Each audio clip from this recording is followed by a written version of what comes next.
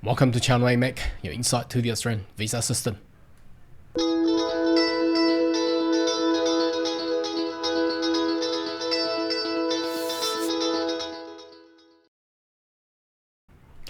Good day everyone, my name is Carl Yang, your online YouTube visa consultant.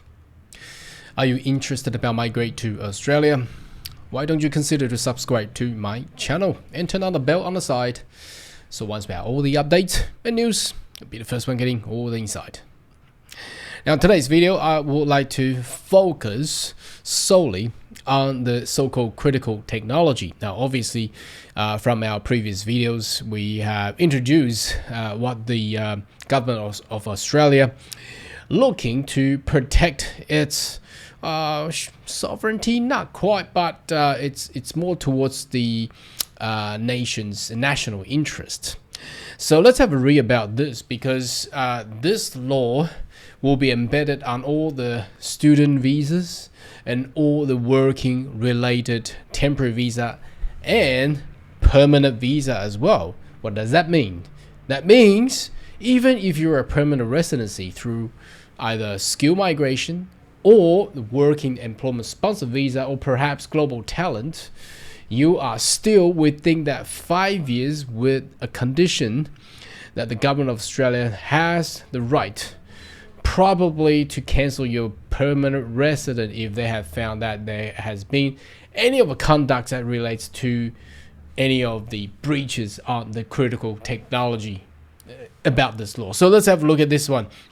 I believe in the near future there will be a lot of news come out in regards or relate to this single clause. No, there are actually two clauses has been inserted into the immigration law. So let's have a look at this.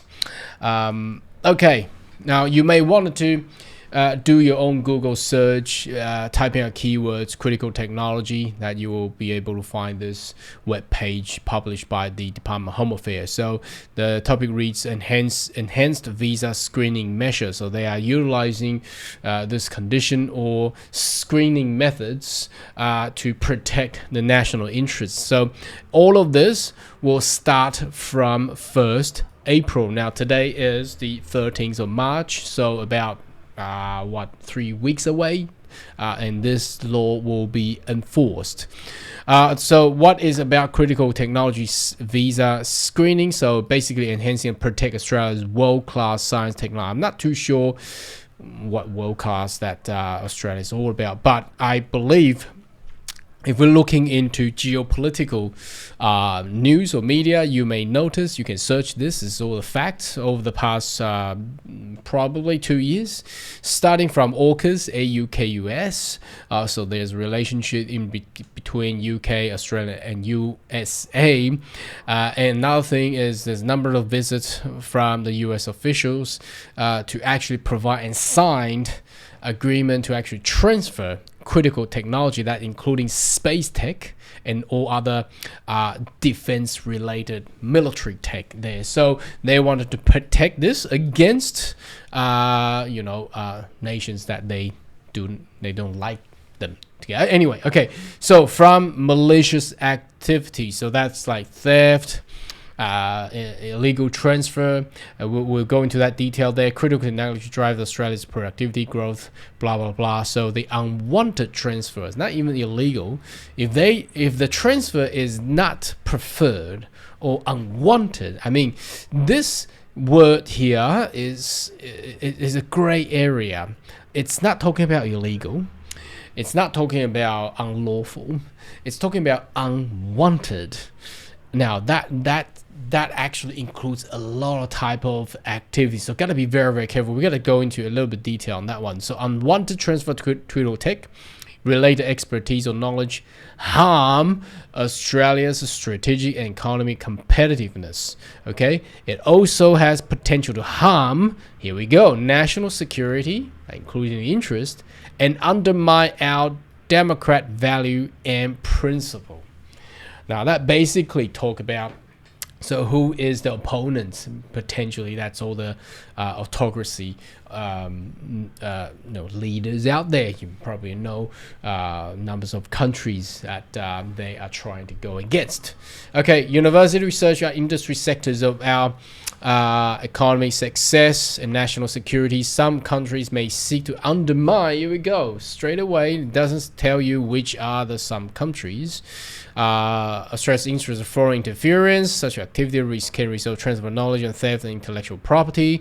So this will start from 1st April by two new inserted clauses. One is the public interest criteria 4003B. So this is the criteria while assessing visa applications, and a creation of condition 8208. That is the condition upon visas already embedded onto the visa holders, where they can always come back and check.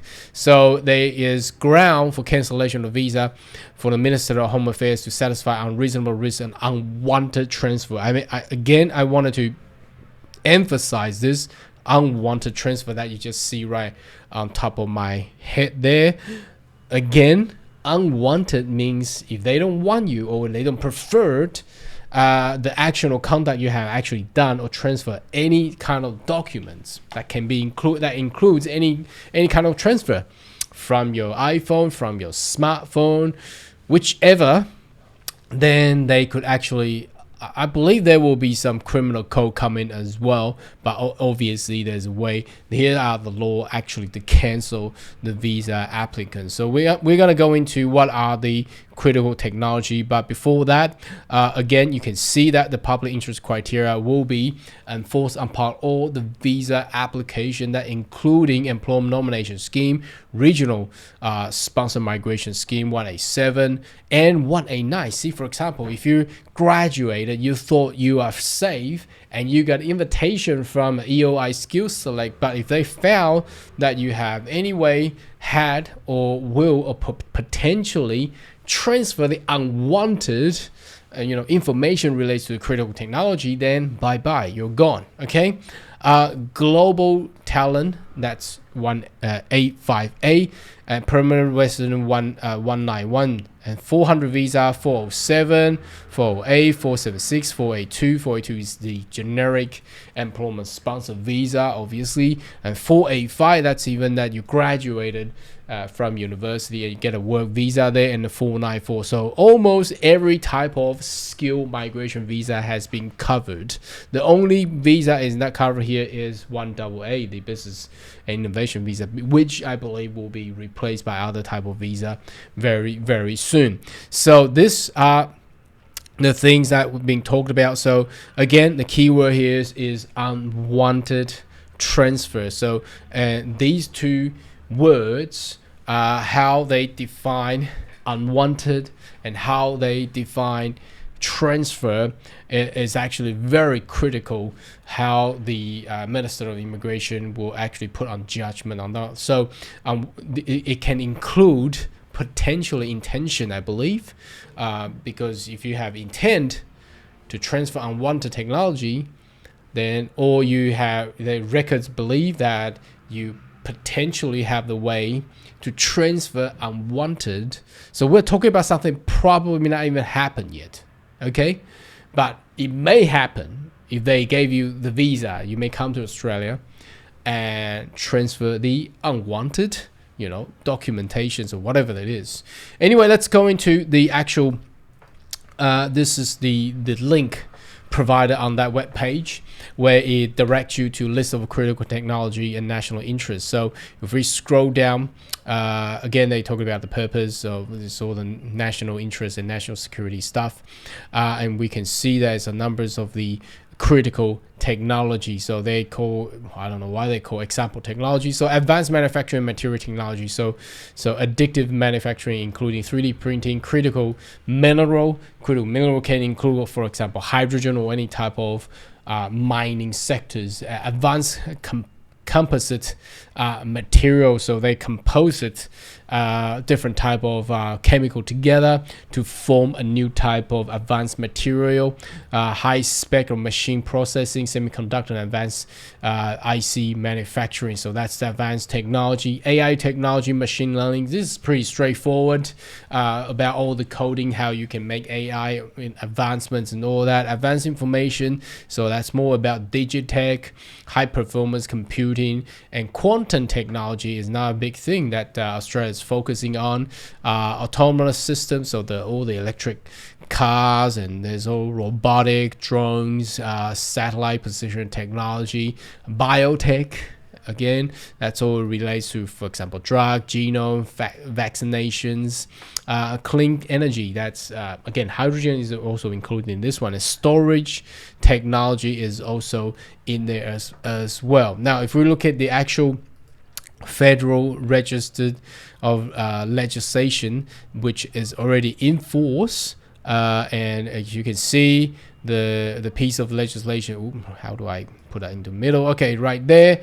Okay, now obviously you can see the law has already passed. Now the day that they will start commence is the 1st April down there.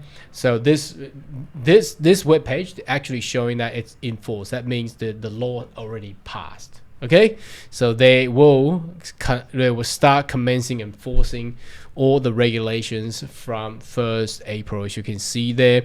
Now down here it does provide the what are the critical technologies and their specified kind of technology. So if you have if a person, so let's apply this law, if a person has been found to transfer unwanted technology of, for example, advanced manufacturing, so that including technologies that produce form, shapes, structure, matter, and form one or more definable property, characteristic, quality, or features as a result of it.